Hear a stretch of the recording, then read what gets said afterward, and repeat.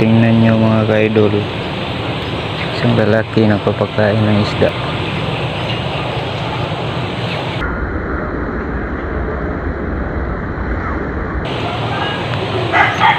Umulan na mga idol.